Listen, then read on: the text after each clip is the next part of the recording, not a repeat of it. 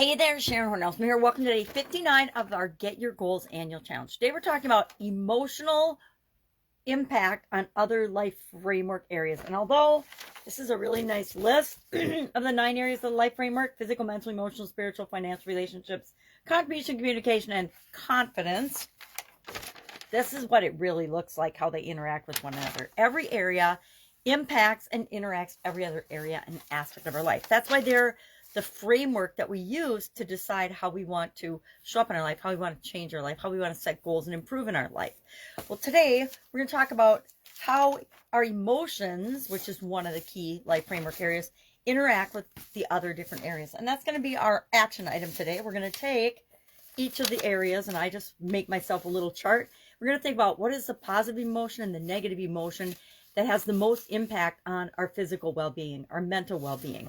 For me, I would say stress and frustration has the biggest negative impact on my mental well-being. On my physical well-being, doubt or fear would probably be the most negative one. Most positive for most of these would be love or excitement or adventure, whatever it is for you. We want to just think about what emotion is showing up most and impacting us the most physically, mentally, emotional, spiritually, etc. Each of our emotions are the core of everything that we experience. They influence everything we do. They're the first thing we notice whenever it's physically in our body. It's the first thing our body picks up on before we decide what we're going to do, how we're going to behave, how we're going to act. There's different components to our emotions. I don't think we really talked about this. There's the subjective, the how we experience the emotion. There's the physiological, how do we feel it and experience actually in our body, our physical being. And then how do we express it? What do we do? How do we behave? How do we respond to that emotion? Those 3 components are involved every time we experience emotion. Sometimes we won't act, right? Sometimes we don't act at all. I'll put my charts down. Sometimes we just do nothing, but most of the time we react and respond in some way, shape, or form. And how we deal with our emotions and getting control of that is one of the most powerful things we can do, or actually just understanding, recognizing, and deciding how we're going to respond to them. And you can do that in advance. You can sit down, you can make a chart of the emotions you feel the most often. You can think about, well, when I experience this, how do I experience it? What triggers it? And then how do I best want to respond to that? I've talked a lot this month about frustration, and in corporate America and in running my own businesses, I was frustrated a lot when I was younger. And then following my sudden cardiac arrest, I had to change a lot of the way I was responding to things, because the only person I can really control is myself.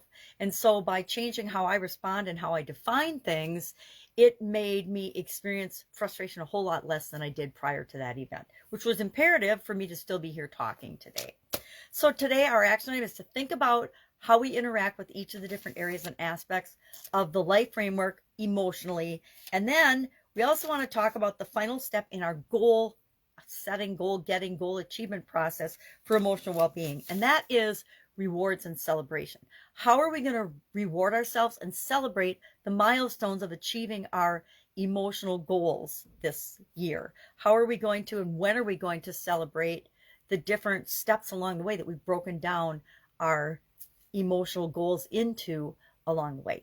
That's our action item today. You can share either about your emotions, what you learned from doing this exercise of thinking about, and it's just a matter of thinking about how do our emotions impact the different areas and aspects of our life.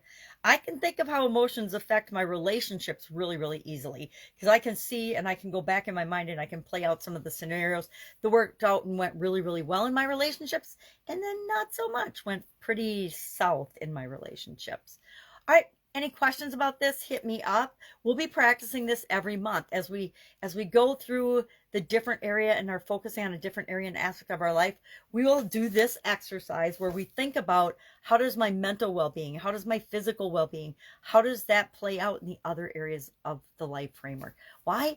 Because the better we understand ourselves, the better we show up in the world.